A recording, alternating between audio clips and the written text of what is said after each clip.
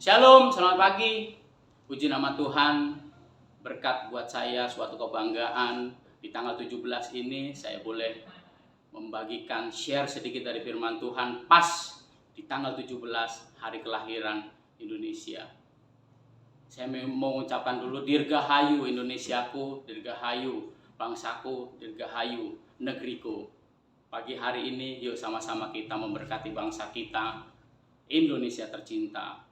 Bukan suatu kebetulan kita ada di bangsa ini untuk sama-sama memberkati bangsa kita. Sebelum kita masuk lagi hari ini, yuk sama-sama kita datang ke hadirat Tuhan, sama-sama muji menyembah Tuhan. Sebelum kita melakukan aktivitas kita, yuk sama-sama masuk dalam hadirat Tuhan. Haleluya.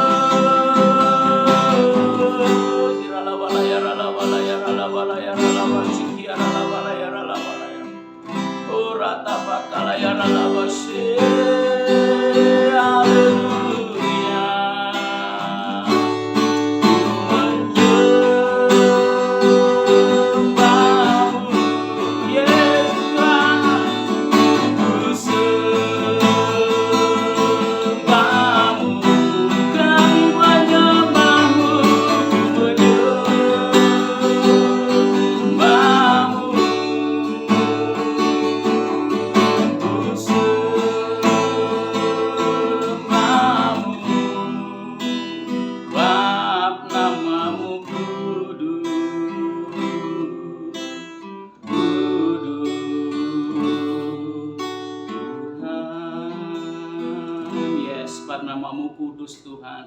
Tiada Allah yang lain Tuhan selain nama-Mu yang kudus Tuhan. Kau yang layak ditinggikan, Kau yang layak dimuliakan Tuhan. Terima kasih Bapa. Terima kasih Tuhan untuk pagi hari ini Kau masih memberikan kesempatan buat kami Tuhan untuk menikmati hadirat-Mu Tuhan. Terima kasih untuk pagi yang cerah. Terima kasih untuk pagi hari ini Tuhan juga bangsa kami yang telah 78 tahun Tuhan berdiri Tuhan tanpa penyertaan-Mu, tanpa penyertaan-Mu Tuhan. Bangsa kami akan tidak ada apa-apanya Tuhan. Tapi oleh karena belas kasih-Mu, karena cinta kasih-Mu atas bangsa kami Tuhan, kami boleh berada di bangsa ini Tuhan. Terima kasih untuk bangsa Indonesia Tuhan. Selama 78 tahun Kau pelihara, Kau jaga, Kau lindungi Tuhan. Terima kasih Bapa. Dan pada saat pagi hari ini Tuhan, kami mau masuk lebih dalam lagi dan kami ingin mendengarkan apa isi hati-Mu Tuhan untuk boleh memerdekakan kami sebagai anak-anak-Mu Tuhan. Terima kasih Bapa. Sebentar kami ingin mendengarkan sedikit dari firman-Mu Tuhan.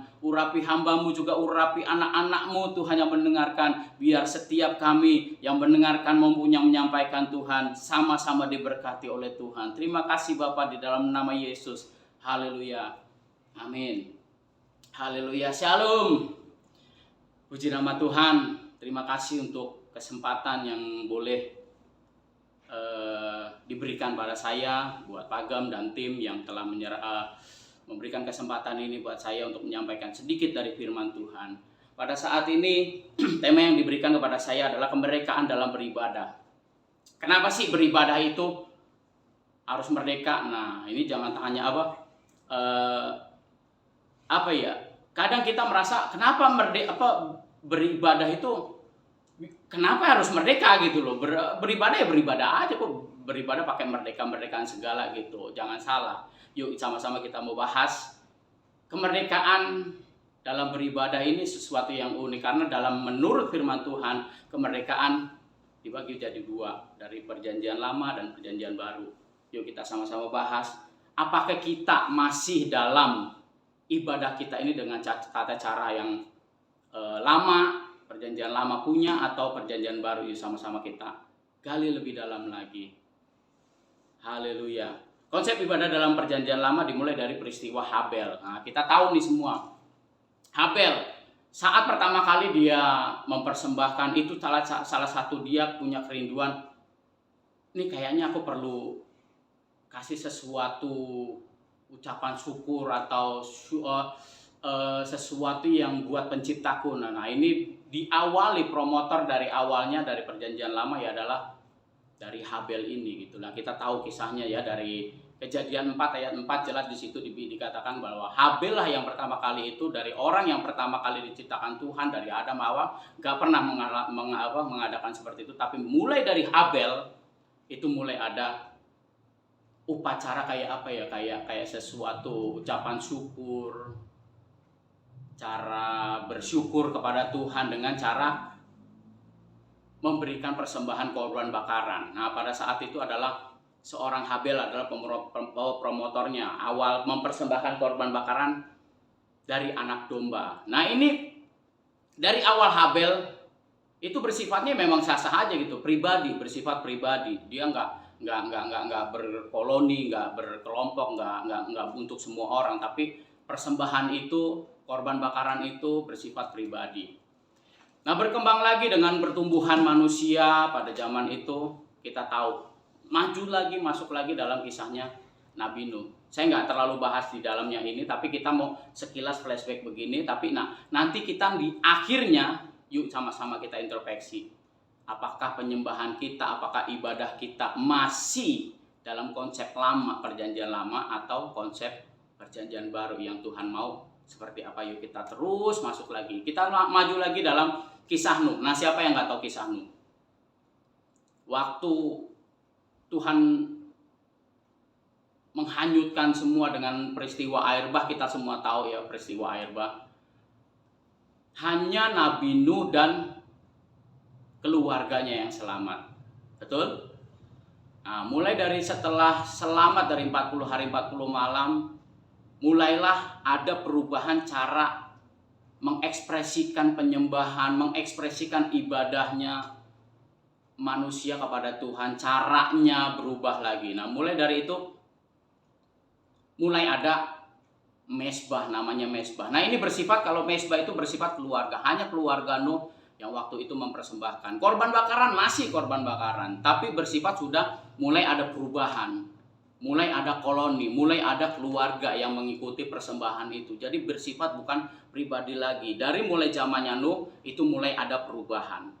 Nah dari situ kita tahu, dari kisah Nuh kita bisa boleh baca dari Kejadian 8 ayat 20, boleh lihat nanti. Saya maju lagi dari kisah penyembahan begitu. Nah ini Tuhan memberikan satu contoh kepada manusia ciptaannya tentang gini loh caranya menyembah Tuhan itu, menghadap Tuhan itu secara face to face gitu loh. Nah ini nggak mungkin terjadi, makanya Tuhan bikin sesuatu yang menurut Tuhan itu cara inilah gitu loh. Manusia bisa bertemu dengan aku dan aku bisa mengatakan sesuatu sama umatku. Nah ini makanya Tuhan memberikan suatu contoh yaitu seperti tabernakel. Kita tahu tabernakel itu ada susunannya ya, dari pelataran, ruang kudus, ruang maha kudus. Nah itu nanti akan dijelaskan dari orang yang lebih berkompeten lagi di bidangnya tentang tabernakel. Saya cuma mengupas sedikit saja di tabernakel. Di zaman itu Tuhan memberi contoh kepada umatnya tentang tabernakel. Disitulah Tuhan tunjuk, ini loh caranya kamu menyembah aku, bukan hanya lewat korban bakaran, tapi masuk dari situlah ditunjukkan tempat. Oh kamu di sini, oh kamu di sini. Caranya menyembah Tuhan tuh seperti ini. Dari situlah aku berbicara kepada umatku. Nah zaman dulu lewat tabernakel itu nggak sembarangan. Kita boleh tahu, kita boleh lihat yuk sama-sama. Kita buka dulu di Keluaran 25 ayat 22. Satu ayat aja supaya banyak ayatnya dari Keluaran 22 ayat 25 ayat 22, ayat 29, pasal 29 ayat 42 dan 43, dan pasal 30 ayat 6. Nah, yang kita mau baca satu aja kita kupas, Keluaran 25 ayat 22. Puji Tuhan. Keluaran 25 ayat 22. Dan di sanalah aku akan bertemu dengan engkau, dan dari atas tutup perdamaian itu, dari antara kedua kerup yang di atas tabut hukum itu, aku akan berbicara dengan engkau tentang segala sesuatu yang akan kuperintahkan kepadamu untuk disampaikan kepada orang Israel. Haleluya. Tuhan tunjukkan suatu tempat, Tuhan mau bicara. Jadi nggak sembarangan gitu loh. Bahkan kalau kita mau baca dari perikop dari kisah itu, coba baca keseluruhannya, nanti di rumah mungkin dibaca lagi, koreksi lagi. Itu hanya keluarga-keluarga para imam yang boleh masuk, boleh mempersembahkan. Hanya keluarga Harun waktu itu. Di dalam Keluaran itu diceritakan bahwa hanya keluarga Harun dan anak-anaknya, hanya para imam yang boleh mempersembahkan sesuatu itu layak atau tidak. Jadi kita misalkan mau pengakuan dosa masuk, kasih ke Harun, kasih ke imam, baru imam bicara sama Tuhan. Itulah cara Tuhan berbicara kepada umatnya lewat imam-imam ini.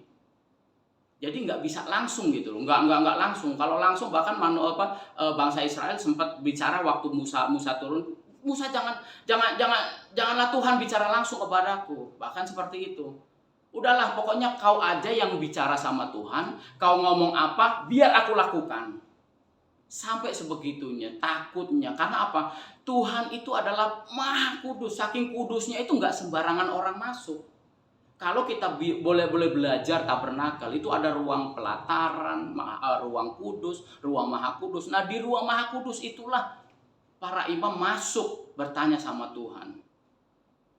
Makanya imam-imam dulu itu kalau masuk ke rumah Tuhan, ke bait suci itu harus pakai kerincing ya. Jadi ada tali, begitu dia masuk ke dalam kerincing maksudnya apa? Kalau imam itu nggak kudus, dia akan mati. Kalau ditarik begini nggak kerincing nggak respon, berarti dia mati. Akhirnya digeret.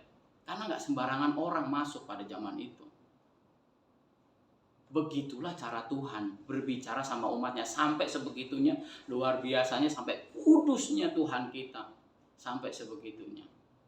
Nah itulah konsep dari perjanjian lama. Begitu sulitnya. Nah, beberapa dari kekristenan apakah sudah lepas dari itu semua? Nah, kita akan coba lihat dari sekeliling kita kalau ibadah. Caranya seperti itu atau tidak? Memang secara kasat mata tidak seperti itu. Tapi saya akan kupas lebih dalam lagi, menarik. Saya dapat sesuatu yang unik juga gitu. Mungkin udah bukan kayak mempersembahkan segala sesuatu, bukan ini, bukan imam gini. Iya memang kita datang cuma duduk ngangetin bangku terus pulang dengan sesuatu. Apa bedanya dengan korban bakaran? Jadi pertanyaan besar buat kita. Banyak orang Kristen kita lihat kanan kiri kita datang duduk diem dengerin firman. Yang penting aku udah store muka sama gembalaku. Yang penting aku store muka sama teman-temanku, sama pengerja-pengerja yang lain, sama orang-orang, sama gembalakulku. Yang penting aku udah setor muka. Dan satu lagi nggak kelupaan, kasih persembahan. Sudah selesai. Kebanyakan orang Kristen seperti itu. Masih seperti itu. Nah ini adalah konsep lama yang dibawa sampai saat ini. Jangan berpikir kita udah gereja yang modern seperti ini, mempersembahkan, udah bukan zamannya seperti itu. Tapi dalam hati memuji memuliakan Tuhan, masih banyak hal-hal seperti itu. Yang cuma asal datang, asal duduk, nongol, bukan orang Kristen. Yang penting ibadah, yang penting puji-pujian, asal mangga pun jadi. Yang penting dilihat orang, oh iya aku Kristen. Rutinitas seperti orang Kristen gimana sih? Ya datang ke gereja, salaman, duduk, pulang, selesai. Banyak dari saudara-saudara kita, kalau kita jujur memperhatikan kanan kiri, atau kita sendiri masih di dalam situ. Yang penting aku ibadah, yang penting aku nongol.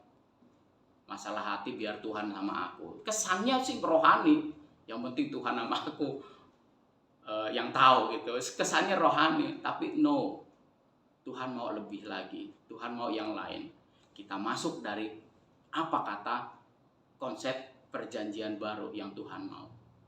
Amin. Haleluya. Dalam konsep menurut firman Tuhan, kenapa kita harus merdeka? Yaitu konsep perjanjian baru ini. Semenjak Yesus, peristiwa Yesus di kayu salib, kita tahu ceritanya di dalam, kita boleh lihat nanti di Matius 27 ayat 15, Markus 15 ayat 38, dan Lukas 23 ayat 45. Di situ nggak perlu dibuka, nanti silakan cek sendiri. Di situ adalah peristiwa Yesus disalib. Dan saat kejadian Yesus disalib, apa yang terjadi? Tirai bait suci terbelah, Dewa. Itu membuktikan apa? Sudah nggak ada gap. Nah, ibadah, tata cara ibadah mulai ada perubahan lagi. Dari yang tadinya ibadah itu cuma hadir, ya kan? Udah nggak ditekankan di suatu tempat. Tuhan udah nggak nekankan di Tuhan maunya di tempat tertentu. Enggak seperti itu. Dalam konsep perjanjian baru beda lagi. Setelah Yesus mati di kayu salib, tirai bait suci terbelah. Penekanannya bukan di situ. Penekanannya bukan aku berbicara di suatu tempat yang kudus, imam saja yang boleh masuk. Udahlah.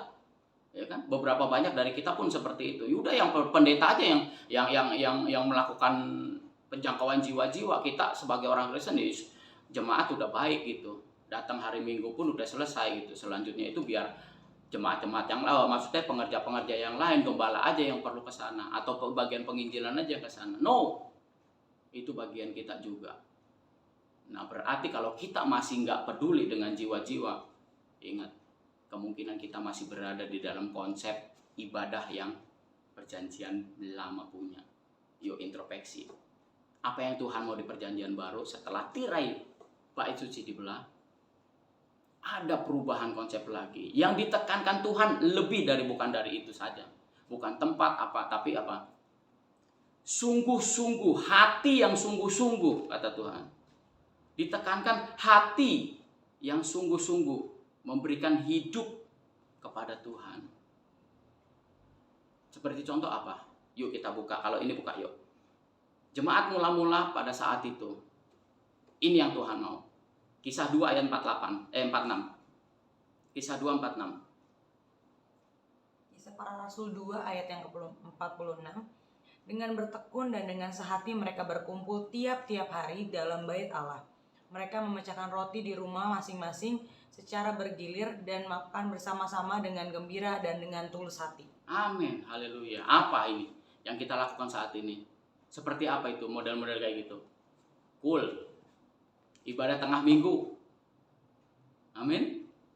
Ayo, yang belum tergabung dalam cool, ikut masuk dalam cool. Karena jemaat mula-mula sudah mengajarkan konsep apa yang Tuhan mau.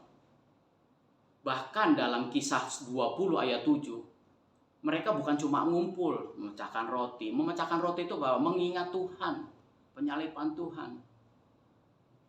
Oh iya, bersyukur. Yang tadinya aku cuma datang itu yang berhak ngomong sama Tuhan itu cuma imam. Yang berhak ngomong itu mungkin kalau saat ini mungkin yang berhak ngomong itu pendeta aja. Mungkin yang berhak ngomong sama Tuhan itu pengkhotbah aja. No. Saat konsep ibadah kita dimerdekakan Tuhan saat penyalipan di kayu salib, itulah proses ini berubah. Ibadah kita sudah bukan ke situ lagi, tapi mengasihi jiwa-jiwa sekeliling kita. Ikut ibadah, masuk komsel, masuk kul, masuk ibadah tengah minggu, masuk ibadah kaum wanita, masuk ibadah kaum pria. Terlibat dalam pelayanan apapun. Apa yang kita punya, yuk berikan buat Tuhan. Lihat sekeliling kita. Jadi berkat dimanapun kita ada gitu. Amin. Haleluya. Saya akan menekankan lebih lagi di dalam Yakobus 1 ayat 19 sampai 27. Di sini apa sih maksudnya? Lebih dalam lagi apa yang Tuhan mau gitu. Setelah konsep ibadah kita diperbaharui, inilah yang dinamakan ibadah kita dimerdekakan. Baru kita saat ini nanti saya tanya, kita masih konsep ibadah kita perjanjian lama atau konsep ibadah kita sudah perjanjian baru? Yuk. Yakobus 1 ayat 19 sampai 27. Yakobus 1 ayat 19. Hai saudara-saudara yang kukasihi, ingatlah hal ini, setiap orang hendaklah cepat untuk mendengar, tetapi lambat untuk berkata-kata, dan juga lambat untuk marah. Sebab amarah manusia tidak mengerjakan kebenaran di hadapan Allah. Sebab itu buanglah segala sesuatu yang kotor dan kejahatan yang begitu banyak itu, dan terimalah dengan lemah lembut firman yang ditanam di dalam hatimu dan berkuasa menyelamatkan jiwamu. Tetapi hendaklah kamu menjadi pelaku firman dan bukan hanya pendengar saja. Sebab jikalau tidak demikian kamu menipu diri sendiri. Sebab jika seorang hanya mendengar firman saja dan tidak melakukannya, ia adalah seumpama seorang yang sedang mengamat-amati mukanya yang sebenarnya di depan cermin. Baru saja ia memandang dirinya, ia sudah pergi atau ia segera lupa bagaimana rupanya. Tetapi barang siapa meneliti hukum yang sempurna, yaitu hukum yang memerdekakan orang, dan ia bertekun di dalamnya, jadi bukan hanya mendengar untuk melupakan, tetapi sungguh-sungguh melakukan, ia akan berbahagia oleh perbuatannya. Jikalau ada seorang menganggap dirinya beribadah tetapi tidak mengekang lidahnya, ia menipu dirinya sendiri. Maka sia-sialah ibadahnya. Ibadah yang murni dan yang tidak bercacat di hadapan Allah Bapa kita ialah mengunjungi yatim piatu dan janda-janda dalam kesusahan mereka, dan menjaga supaya dirinya sendiri tidak dicemarkan oleh dunia. Haleluya, puji Tuhan. Saya akan kupas sedikit di ayat kedua. Tetapi hendaklah kamu menjadi pelaku firman dan bukan hanya mendengar saja, sebab jika tidak demikian kamu menipu diri sendiri. Konsep setelah Yesus mengalami penyalipan, tirai bait suci dibelah, inilah yang Tuhan mau. Cara ibadah kita sudah bukan di suatu tempat doang kudus, bukan pendeta doang yang mengajarkan, tapi apa? Di ayat 22, menjadi pelaku-pelaku firman. Katakan amin, pelaku-pelaku firman. Amin. Yes, kita dituntut sebagai pelaku-pelaku firman, bukan cuma mendengar doang. Jadi tugas Menjadi pelaku firman itu bukan hanya pendeta, bukan hanya gembala, bukan hanya pengerja, bukan hanya gembala kul, bukan hanya kabir, tapi kita semua umatnya yang mengenal Kristus dan mengaku Yesus sebagai juru selamat. Kita harus wajib kudu menjadi pelaku firman. Harga mati. Bukan NKRI aja harga mati, tapi kita harga mati menjadi pelaku firman. Amin. Kalau kita merasa dimerdekakan dalam ibadah kita, harus menjadi pelaku firman, bukan cuma pendengar saja. Kalau dengar, duduk, diam, ngasih duit, pulang, itu konsep lama. Katakan, itu konsep lama dan bukan aku. Amin. Mau jadi pelaku firman? Haleluya. Lebih lagi coba. Kadang banyak juga nih. Ini di konsep ibadah lama, perjanjian lama dikupas lagi di Yakobus ini sebetulnya nih. Ayat yang ke-26. Jikalau ada seorang mengabdi dirinya beribadah, nah ini yang perjanjian lama tadi, tetapi tidak mengekang lidahnya, nah, biasanya apa nih? Ngadul-ngadul lah, ngomongin apa kesono sini, ngalor ngidul, ya kan? Ia menipu dirinya sendiri, maka sia-sialah ibadahnya. Amin. Kita masih di perjanjian lama atau perjanjian baru? Tanya hati kita. Tanya hati kita pribadi, masing-masing pribadi. Apakah kita masih di perjanjian lama yang cuma datang berikan korban bakaran, selesai? Mungkin kita nggak berwujud korban bakaran lagi, tapi wujud kita datang nih udah yakin banget gitu. Yang penting aku beri nyumbang yang gede dalam ibadah ke gereja.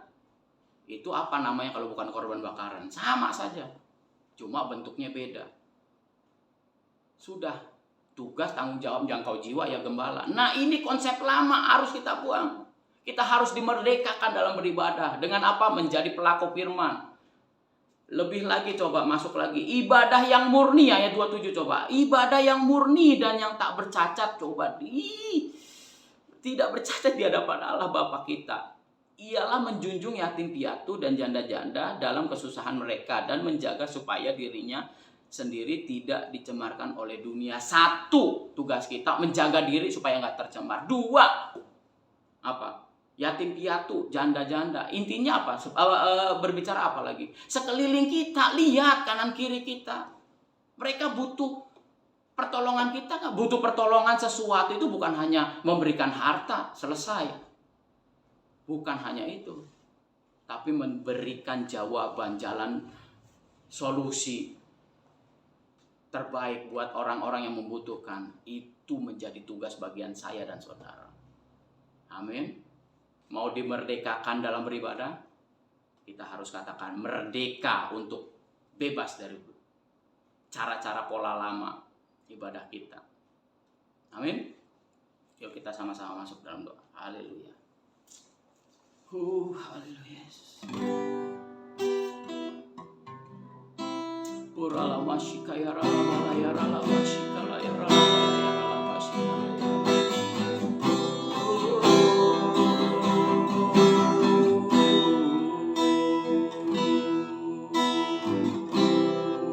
Terima kasih Tuhan. Terima kasih untuk kemerdekaan yang telah kami terima Tuhan. Terima kasih untuk firman-Mu yang menguatkan kami Tuhan.